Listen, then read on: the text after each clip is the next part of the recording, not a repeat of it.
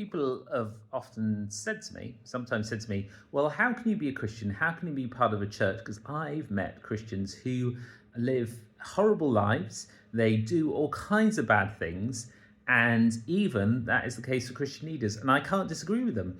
I have met some Christians, even Christian leaders, who have been really mean and spiteful and haven't lived any kind of distinctively different life following Jesus. I've even been a bit of like that myself sometimes, a bit selfish, a bit self-obsessed.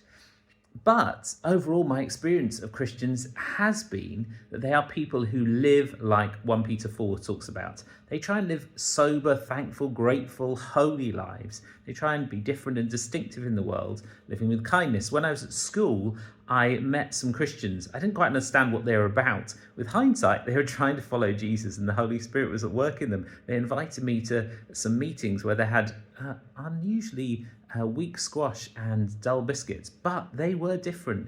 They were kind and thoughtful and patient with me. And then when I was at university, it was the same. In the midst of all the debauchery and foolishness that can happen when people first go to university, here were people who were kind and patient and gentle. There was something different about them. And that overall has been my experience, that Christians are different as they're trying to follow these words of 1 Peter 4.